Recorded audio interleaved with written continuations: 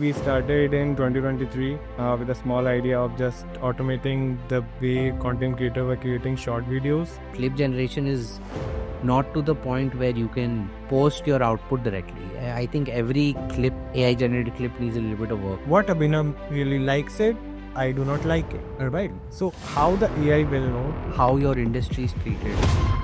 Scalability is a very big challenge in the agency. How much do you think you made in that business?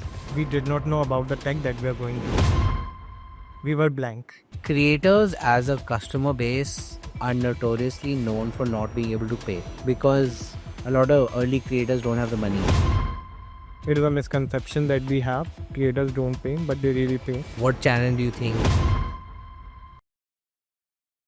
Hey guys, welcome back to Funds and Founders. Today we have on Ansh. Ansh is one of the co-founders of Quickreel. Welcome to the show, Ansh. Thank you so much. Why don't you give people a quick introduction? And I have this joke that retention on YouTube is less than 5 minutes. So plug yourself right now and then we'll plug you at the end. Yeah, for sure. I'm telling a founder with building in creator economy, 4 to 5 minutes starting of the podcast, pretty crucial, is important. So let me start with my introduction. So I'm Ansh. As you know, I'm building Quickreel. Quickreel is an AI tool for content creators, brands and marketers to create short form videos from the long form video. Simple as that. Basically, we started in 2023 with a small idea of just automating the way content creators were creating short videos. So, that's how we go into the market and started building a tech product around that. And that's how right now we are at like 100K plus users on a platform and growing the good way. Next. I like asking people, where did your entrepreneurial journey start? What was the first idea, thought that pushed you into building a company? Definitely. My entrepreneurial journey was starting from my beginning of my life. So when I was like in second grade, I used to sell stickers that I got in the instant match sticks, right? Second grade, you said? Yeah, in the second grade. So my father used to buy some instant sticks and then we got some stickers in that and I used to sell that in my school. And the money that I got from that, I used to have some snacks, have some good stuff out there. And that's how, the mindset of an entrepreneur started. How much do you think you made in that business? What? How much do you think you made? I made very little, but it's good enough for a second year student that he can really eat a lot from his own pocket. I don't have to ask money from their parents. And that's what I like. What do you think pushed you to even getting that thought, right? Because I think as a second grader, I never had the thought ki, let me get this, let me go sell this. Was there something you realized that sort of unlocked that? Is your family business friendly? When you get this thought process from, right? Yeah, I would like to mention two things. First of all, I'm not belong to a very big family or very rich or very wealthy family. So I need the value of money from the starter. So asking money from the parent was not a choice. But yeah, definitely we have to get something. If you want to get something, you will do anything for that. So the way easiest and the way I can approach was that to sell something, take money and then make out of that. And the second thing is, to be honest, like my family is a kind of a little, you can say, into the business. My father run a computer shop where he make money out of like typing, internet services and all. So that was also a mindset, like seeing your father earning from like selling their stuff, selling their services, making money out of it. You have in mind like you can also do that. Yeah. So that was a thing like that pushed me to sell something and make money. How do you get into tech? How do you get into building for creator economy? Why not just go and, continue running your dad's shop and be part of that family business? So, when I was a teenage, or I can say when I was in college, not in college, but in school, I was going out. My dad told me one thing: I don't want you to run a shop. So that was in my mind, like, okay, now that's not the way. I don't have to go in that direction. I have to build my something own or find a job or anything that I would really want to do, but by my own. So what is the best way I can do? Because I was pretty good in tech, right? And the reason is like my father have a computer shop that I mentioned earlier. I have early access of computers. I have early access of internet among my peers. So I knew the things earlier before anyone can getting in my peers. So I have that earlier advantage. And when I was just get out of my school, I went to Kota for like 7 to 9 months, and then COVID happened. I came back to my hometown. I had a lot of free time to do something. And at the time, because I knew like I was good at social media, I can do something about that. I am good at sales, that I know from the early stage of my life. I started a digital marketing agency. Got it. I started this with my co-founder. He was my friend from 11th and 12th standard. We are pretty good friend at the time, right? Also, so we both started this agency where I used to handle the social media part of it, and my founder was used to take care of the tech. And we scaled it to a very good number. We were earning a lot through that. That was enough to like really give a lot of money to a just school pass out to that. So that's how I really got to know more about tech because of my co-founder. And then the real thing happens after that. That was we shifted more into the creator economy, helping creators and all. So yeah, that's the thing that pushed me to So the tech. why switch from a service business to tech, right? So because if you're making, and if you're comfortable saying like what yearly revenue was, because from that perspective, the logical decision is keep growing the service company, right? Why make the switch? I think if you want to make money, running a service agency is the best option you can. But if you have different plans in your life, like for me, money is one part, but the second part is like I want to make a lot of it. Right. So, and other thing is like I really do not want only just go for just making money. I just want to make some changes, maybe in my life, maybe in some other people's life. So the earlier goal from changing from a service based company to building a tech product out there was a mindset to build something really, really big, that is solving a problem not for 10, 50 clients, but for like a million people out. So you're saying scalability, right? Because running a service agency, you're selling time. Correct. And selling time is always capped, right? If you have 4 employees, you can only do 160 hours a week. Right. So you're capped at what top line revenue could be, right? So was it the scalability unlock that you wanted to do, or was it more like you said, building once and sort of impacting a million times versus repeatedly needing to build for clients, right? I guess so both, but the major thing was if I tell you like to solve for like a millions of keywords. Like if you are solving a very simple problem into the market and it is getting used by millions of people, definitely it's a very big thing you are doing for the like a globe, or I can say for the bird. So that was into my mind like let's do that. As you said about the scalability part, definitely scalability is a very big challenge in the agency, but what you can really tackle it for the scalability part, you can get more clients. Like if you are handling 10, you can handle 50. When you are making an agency larger, you can make 100, 200, 500,000 maybe. There's some big agencies in the world are doing that.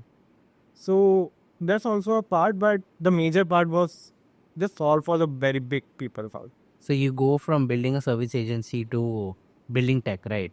Was Quickreel your first idea, or where did you start, and what was the transition to the product that Quickreel is today? Definitely. So, idea. I mean, when I just started out, idea was just coming out in my mind like every day, something new, something I really see it out, and I feel like I have to solve it. And nowadays, I also get ideas every day. Okay, this should be solved. This should be solved.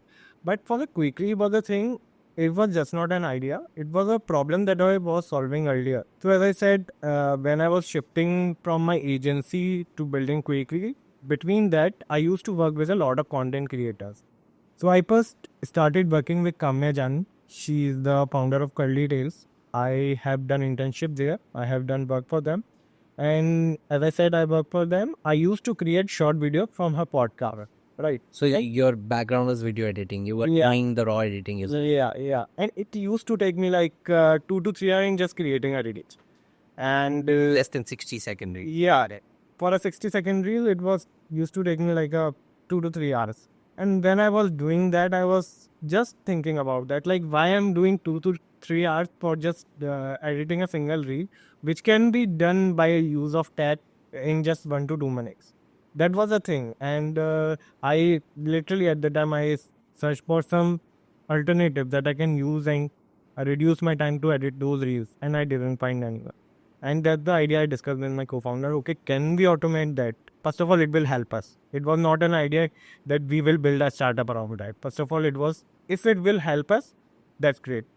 And once we get it to at a stage when we realize, okay, this can be built and we are the best team to build it out. We thought, okay, we have an idea to build something really big that can help millions of users. We have a really great idea, we can say, and we have a problem statement that is already getting solved. It is getting validated. People are paying for it, and it is saving money and cost for people. So let's work on that, and that's how we started working on it. How long did it take to go from let's build this tech to I have a working version of this tech that produces good out? If I tell you honest, it took us like a couple of months, because when we just started with the idea, we did not know about the tech that we are going to. We were blank.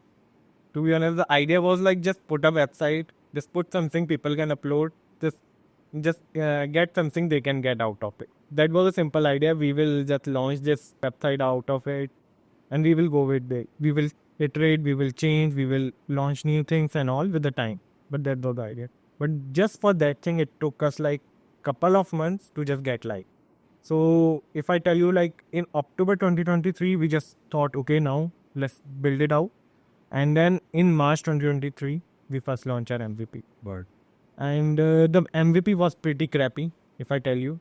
I don't know at that time we were connected or not, but I shared it with some of the peers. And what happened? When I shared it with like 50 or 100 people out there, 90 of the people did not get the link. Like it was not able to open in their website. So there was some SSL certificate error and all. But the 10 people really saw it. And out of 10, like 6-7 videos were processed. 2-3 were get stuck into the processing. But the 3-4 people, they were really blown up. Because at the time, like AI wasn't a very big thing out there. And when people were seeing it, people were saying, okay, how it really finded out important part from my video. It was not edited, but it just finded out the important part. And they really loved it. And that gave us a push. Okay, now let's do it. So that push you to more, let's double down and build this tech and make it better, right? Right. How did you guys do customer acquisition, right? So you have an MVP, you're making the MVP better, but are you focusing on tech? Are you focusing on customer acquisition, feedback? Where is your energy split?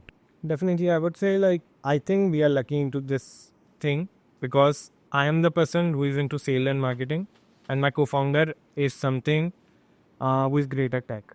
So we complement each other, and we know like our strength, and we know each other's strengths. So because I do not have to take care of that because of my co-founder, I have the full energy to go into the marketing, sales, experimenting 100 things at a single time. And that's how I started. I was very big on LinkedIn, right? I used to create connection. I used to send emails. I used to send LinkedIn requests to everyone whom I really admire or really want to talk. Nowadays, I also do that. So that was the idea. I just messaged people around I was connected or people I really want them to use. I really messaged some of the people like the Kame Jani I have worked with. I sent her the MVP and all, and they liked it, right? And that's how we were growing out. And luckily, in a month or so, we had like 250 and 500 users. And after that, These are all free users, paid users, or no, in the initial time, we have a lot of pre users. And yeah, I mean, that's a different topic that if we go into that direction. Like, India is pretty big on paid user, but if you see from a global and product like Quickreel, you should initially go with a free version. But yeah, definitely. I was telling like we have like 250 or 500 users. After that, there was something happened with our product that somebody posted a reel about a alternate product was presented into the market, was doing something kind of that we are doing it. And somebody put out a comment on below that like Quickreel is doing much better. Just see it out. And that single day we got like 1,000 users. nice. So we thought, okay, now it's good. And then there's a word of mouth thing. If you are making a product free, if people are using it, people will recommend. You will get pushed by Google. You will push by internet. You will be pushed by social media.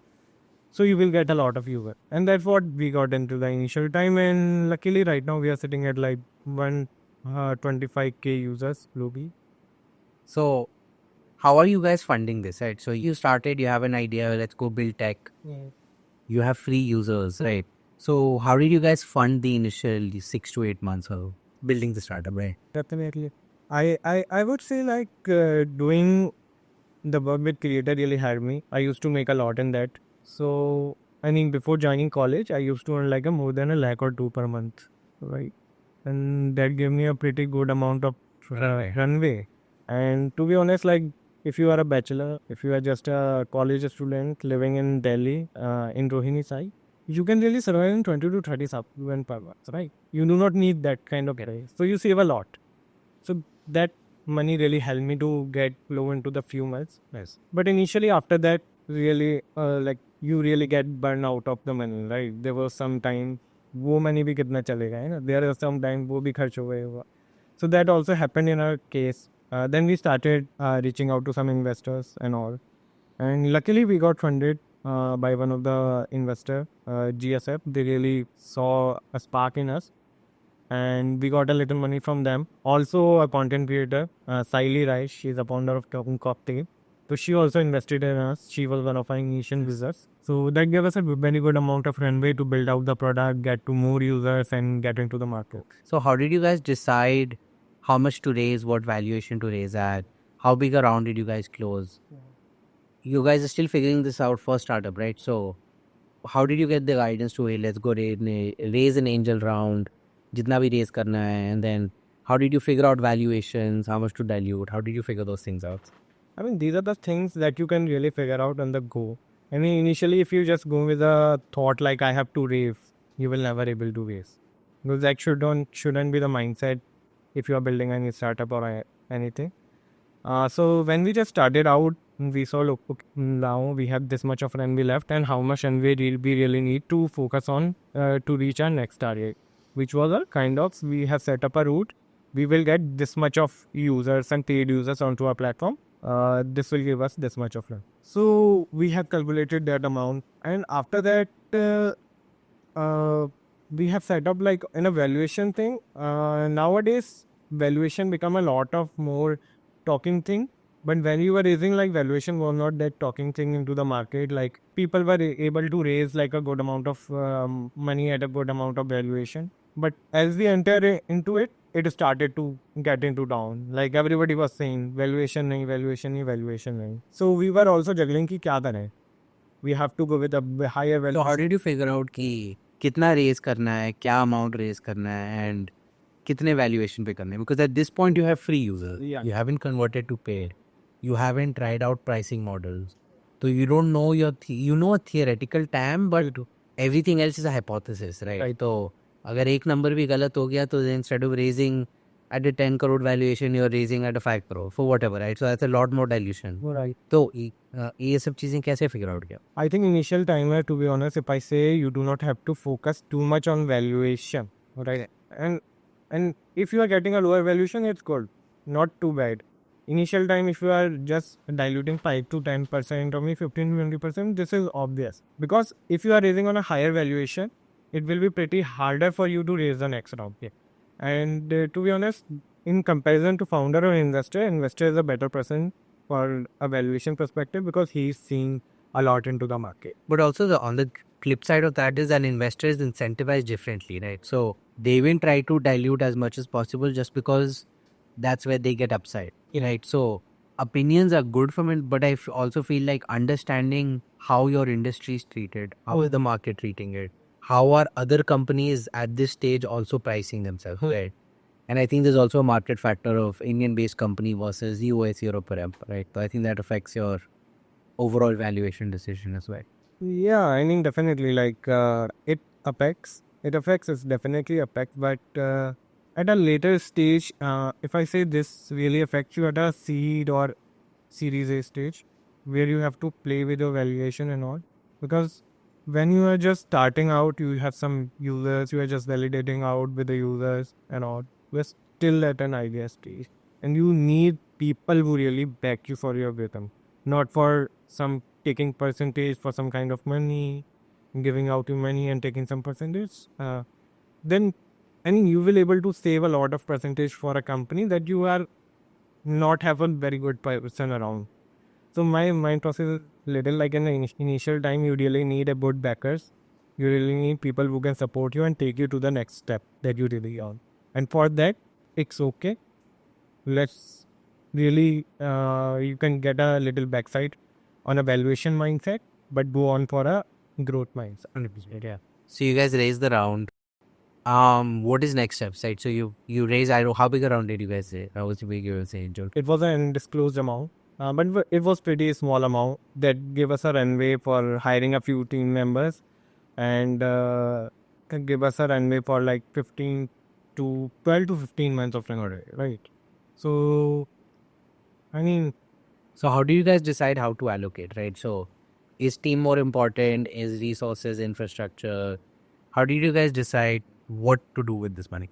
yeah. So as I said, like when we were raising, we had a mindset like or a milestone that we will achieve that. Okay, and that was a certain number of users. And for that certain number of users, we know that where we have to put money. So first of all, because we had an MVP at that time, we know we have to go with the product. We have to at least go with the beta version of it. Marketing will go with the flow.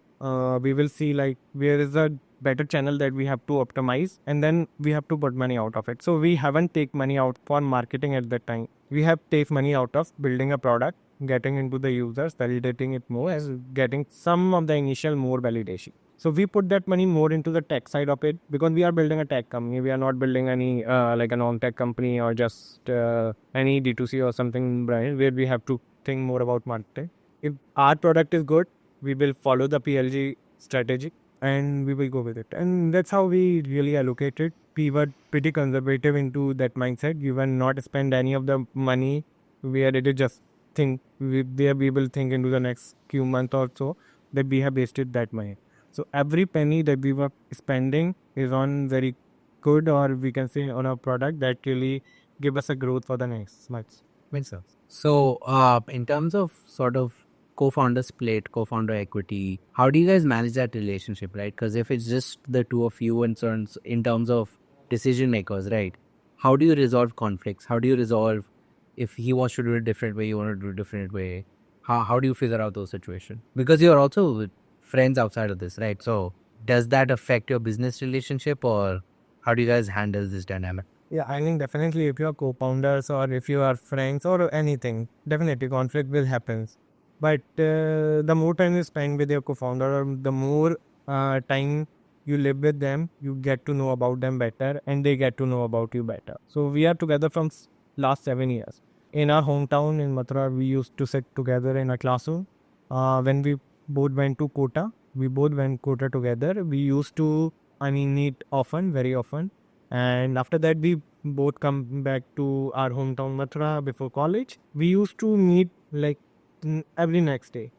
And in when coming to Delhi for college also, we rented out a flat where we both used to live together. So we are together from last 7 years and we know both each other. So the best thing is we know what we both can do, and we where the decision of the both can be really matters. So whenever there is something about tech comes out there, I'm not the person who really take decision. He is the one, and I really respect that, and I really understand that. And the second thing is whenever there's a business decision making process or business decision comes in, I'm the one who take decision, and he really respect that. Yes. So whenever there's like investor meet or whenever there's a business decision out there, like whether we have to take term sheet from this investor or not, I'm the one who make, and he really respect that. And we have to really have to clear on that on the first page when you are just starting out, and we have cleared it. Yes. And as you said about equity, so definitely it was an idea of both. It was a problem that we really want to start it out. Usually people really say do not split 50-50 when you are two founder, because one founder is taking decision and second is not. But we were very clear. We know like where we want to stand and where we can really build out a really big company, and in what terms we can really set it out. And that's how in the initial we thought, okay, now 50-50, we can really start it with that. And What we had of vesting schedules did you guys use? to be honest, like initially we did not done it, but later on, like when we got some legal teams out there, we have to do it, and we have done like a 4 to 5 year of vesting period. Yes. Yeah. And do you have a cliff as well, like a 1-2 year cliff, or is it West from day one? Reason I ask is I interviewed someone a couple weeks ago. They had a falling out with the CTO, and it was not the best falling out, but there was a 1 year cliff on all the shares. And so theoretically, the company didn't owe the CTO any shares or monetary benefit because nothing was officially signed. It was all in like practice, right? Ki theek hai, 50-50% hai, we'll do whatever, right? Right. But I think a lot of people assume that, okay, I'm building with a friend. Let me just, we'll figure it out. We'll do things, and then things move too fast, and then you raise, and then I'm like, okay, who owns what, right? But I think it's nice that you were pretty clear from the starting key. This is a situation. You own this, I own tech, you own business. Oh, let's figure that out. Nice. So after you raised, you're hiring a team, you're sort of trying to build the tech out. When do you guys move from a free to a paid version of the model, and how did you understand pricing? To be honest, we have recently moved from free to paid. I would say like in August, we first moved from free to paid. And why we just shifted out from free to paid, we thought, okay, now it's a good time to go with a paid version. And people are really want to use a lot more than they are using right now. Because into the free version, because you are also stuck with server cost and all, and you are not able to give the user who really want to use more and have to go with a very basic vanilla. So we thought, okay, now it's the best time. People really want to use more. We have made it pay. Now, there's a some strategy that people really use in like getting free to paid for the pricing decision is going from higher to lower. But to be honest, we did totally different. We go from lower to higher to see like what is the best conversion rate, because we want to improve the conversion rate into this industry, which is pretty back-faced. So initially we started with a very, very lower price, like what a user can really just throw out of his pocket to make money, or just make it. Okay. So we started with, for Indian users and for US user, we have different pricing plan. So if I tell about Indian user, we go with the 99 rupees per month. And we saw in the first year, we got a lot of fee. We saw, okay, this is working good. We have run some A/B testing out of that. After that, we get to a 199 rupees plan. After that, we got to a 499. After that, we got to a 999. So we have juggle around that into that, and we see where we have. Where we see the most conversion. So for Indian, price is very sensitive. In US, it doesn't matter. So for Indians, like 499 plan was really good and sweet spot for them, who have a good conversion rate, who have a good benefit out of it. So it really worked out of it. But in the future, when you are getting more features in your product and you are growing more, you have to go with a bigger pricing play. So 499 was really good for us. Is that profitable for a user from your point of view, or are you still losing money on that 499? For me or for users? No, so you are charging 499. Yeah. Your cost of serving them whatever they're using in that 499 plan, Right. is it costing you more than 499 or less? To be honest, right now, we are costing a lot more. So you're still burning trying to figure out LTV profitability, right? Yeah, and there's a two reason. Like first of all, the burning rate that we are doing it of servers, right? And that is, we are right now supported by Google. They have gave us a very good amount of credit to go with the initial 1 or 2 year, and that's why we really want users they use a lot more. That they really want. Okay, so we have seen a very good conversion rate. People were using more, and let them use more. So when you think about pricing, there's so many competitors in this space, right? I think Opus Clips is one of the more well-known ones. I've tried out probably 5 or 6 different clip generators, right?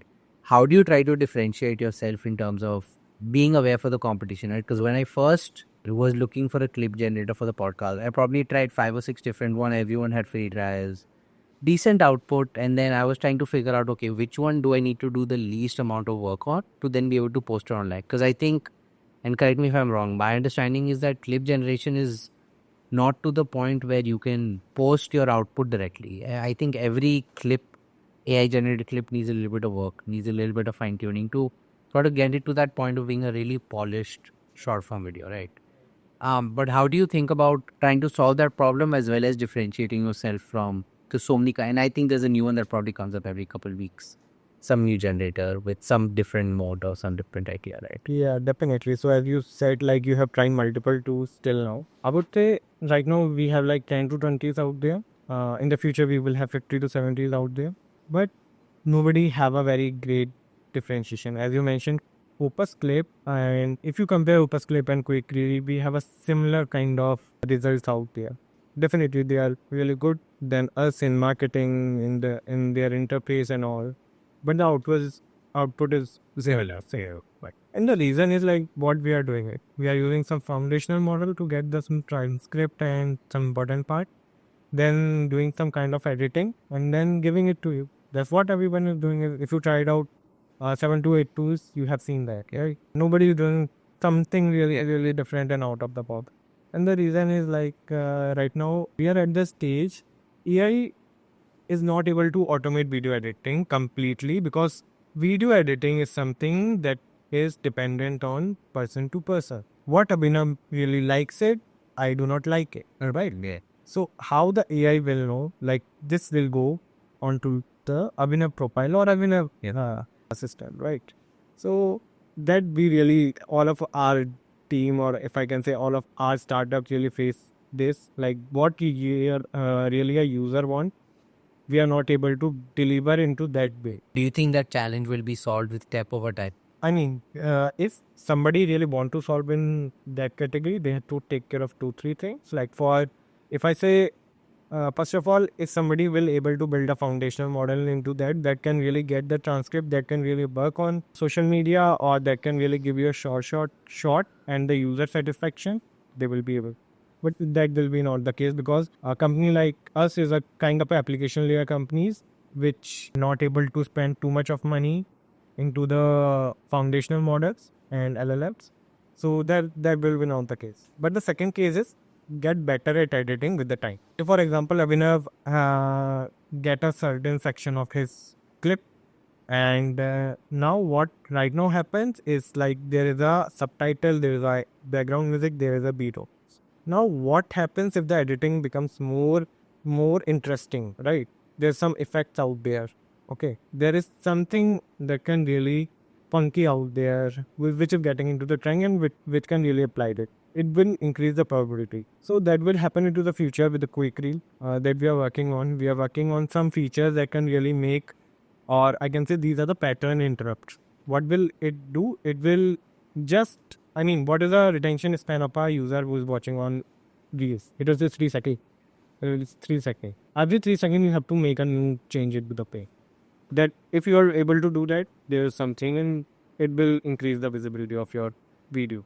If I say like who will really able to crack that out, somebody who will able to figure out AGI into the first place. Yes.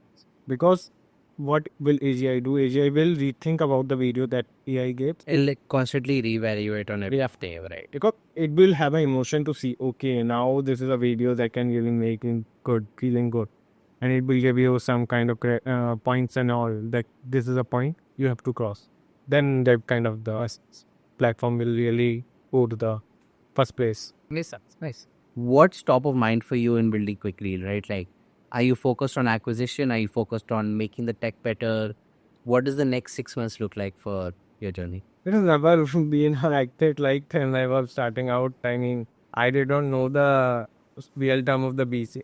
So how would I know the exit thing?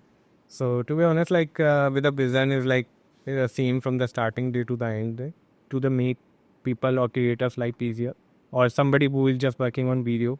It should be easier for them to create videos rather than they were doing into like a lap way. So that's the vision. In the next 6 months, we are just looking out to launch some new features that will really reduce the time that people are really spending on.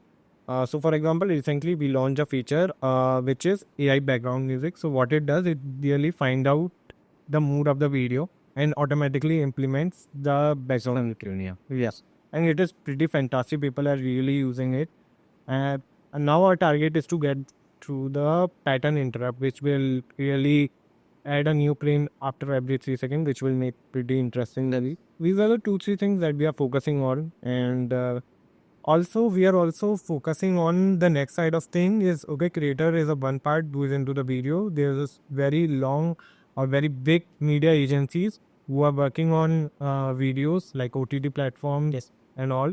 They really want this problem of solving, creating shots on a larger level. So we recently launched Quickreel APIs. I think I was telling you what. Yeah. So we have recently launched. That is more, they send you a file, Yeah. you send them back clips for. Yeah, exactly. Like it will already happens into their platform. They do not have to come to Quickreel and that. So we are partnered with a Brazilian marketing agency recently, and they are using it. They have scaled their platform really well. So our next, I can say, step or next work in progress will be like focusing more of that. Nice. Very cool.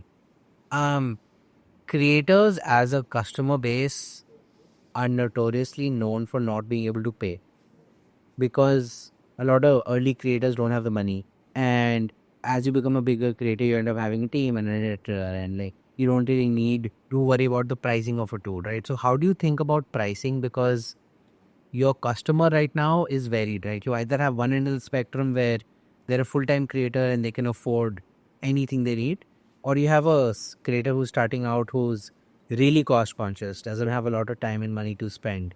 So how do you figure out, how do you try to market and sell to this customer base? Just because and correct me if I'm wrong, I think they're two extremes, right? Maybe I'm a little wrong about that, but yeah. But yeah, definitely you answered your own question. Like as you said, like there's a one people who in the initial they don't have money. There's a some peoples who are really big. They have their own team. Have a very big editors out there who are doing awesome job. But there's a very big segments out there into the waiter who is earning money, but they do not have the ability to hire editors. So they are just sitting into the fence of a thing, and to go out of that fence, they really need something which can really help them grow. And for that, you should have a growth mindset. So we really have a target of creators who have a growth mindset, who really want to grow, who have an aspiration to become a better creator. And that's what we say to our creators. If you are just creating content to just go out, no, don't do it. Just go to become better at it. And if people really want to do that, and to be honest, if I say there's a more than 40 million creators all over the globe who is creating video content, and they have more than 1,000 followers and less than 100K. And these are the people who really live into our piece. Nice. Okay, good. What challenge is most top of mind for you? Like, what is the biggest problem you're trying to solve right now, currently? Why at the time of recording? Kind of like if I'll elaborate this question like in a kind of deeply into the Quickreel product or into the business. No, just in general, what is the biggest challenge top of mind for you, right? Is it personal, company, growth, product vision? Like, what are you most focused on currently? And definitely like everyday challenges really change it, because if you are in a startup now, if you are just waking up today, like today I woke up and my challenge was to launch a product, launch a feature that we were working on last 2 to 3 weeks, which is SEM to automatically remove the background, and we are working on it. So that was a challenge for my class. But if I talk out about a broader perspective, so I really want to change the way creator economy have seen from the third lens. Nice. People really see it as a not very big industry, not a very fancy industry, or not something that can really grow out. But to be honest, creator really want to pay at some level. Like it is a misconception that we have that creators don't pay, but they really pay. And people will have to realize their ability, or maybe their uh, their way of creating content, or their way of going out into the market. Nice. I like that. Towards the end of every episode, I like asking some rapid fire questions. So, a couple questions for you. Well, what is your tech stack and how are you running your company? And walk me through all the tools that you can, top to bottom, right? Like marketing, tech stack, whatever you can walk me through. Yeah, definitely. So if you tell about if I tell about our tech stack, definitely we are using some frameworks like React.js for the front end. For the back end, we are using Node.js. For the video processing, we are using Pack. Our cloud is posted on Google, AWS, and Microsoft. So these are the basic things that we are using it, and something really different, I would say. We are using it right now. We have recently enabled in our organization, of I can say in our startup, is using of cursor AI more and more. What? Okay, so that is really increasing the productivity of our team. So this is what we are using it. And What about other software tools, marketing, email, social media? Like, do you have any specific tools or softwares you use on that front? On the email side, we really use, in the initial start, I use called MailerLite. Okay. Right. But it is pretty expensive for the Indians. And you also get some credits from AWS for the emails also. So right now we are using AWS for that. Yes. Yeah. Simple use. Yeah.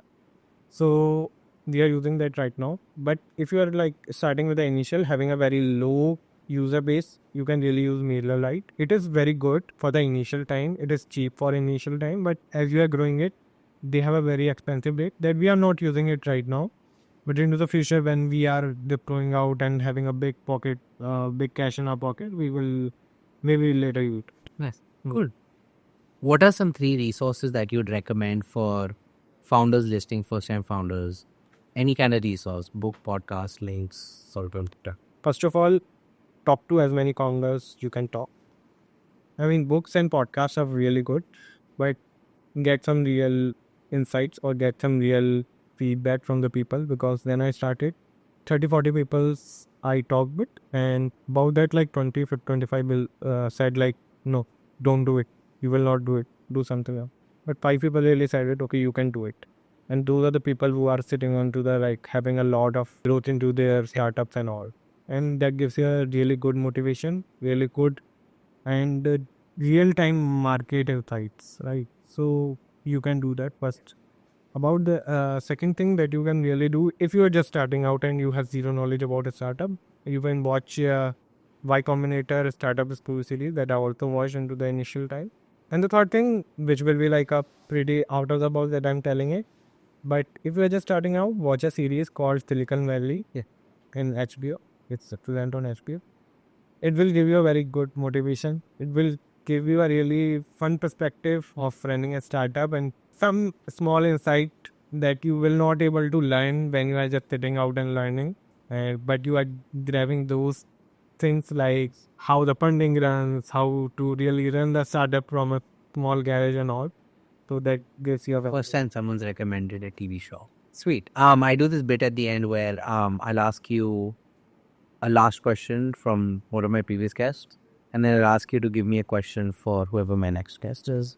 So your question: what is the one consistent thing that your business needs to do right now that you're not doing, and why aren't you doing? To be honest, like I would say, getting to more people. As I said, like we want to reach 1 million people, but we are not doing any marketing thing. We have to do it, and the reason that we are not doing it is a kind of a capital constraint, or we have a capital constraint and we do not have the right channel to go with it, right? When you have You're afraid of burning cash. exactly. So, to be honest, if you are running a startup, you have to be little bold into that step that I am not doing it. But yeah, definitely, at some point of the time, this mindset shouldn't be of a mindset of a founder, but you get a little hold back onto some steps. But I'm improving it. I'm taking some big bets. I'm taking some bold decisions out there, learning it. And yeah, as soon as we will do it. What channel are you bullish on? What do you think is going to work for your audience? For me, influencers. Like Influencer marketing. Yeah, exactly. Kind of influencer partners, I can say. Whenever an influencer is suggesting you a product which he's using, because right now, like, I will stretch a little more on this part also, because right now, what influencers are doing? Influencers are suggesting B2C brands, suggesting anything out there, okay?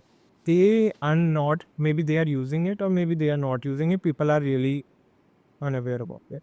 But somebody who is creating content, who is their day job, who is their bread and butter, and recommending some creator products out there, it will have a higher chances to go onto that category. So I think that would be a very good channel for a product like Quickreel. Nice. Very cool.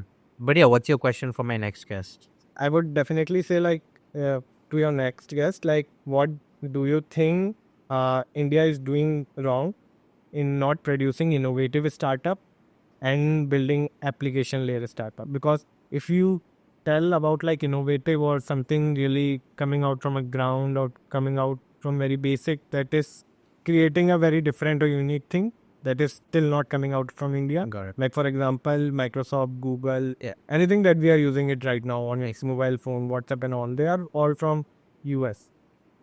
why you're not able to code. Nice. I like that. Cool. But no, I appreciate the time. I think that's all the questions I had for you. Where should people reach out? What can you plug? What do we link for you? Yeah, definitely. So I'm pretty easily reachable person. I'm easily reachable on LinkedIn.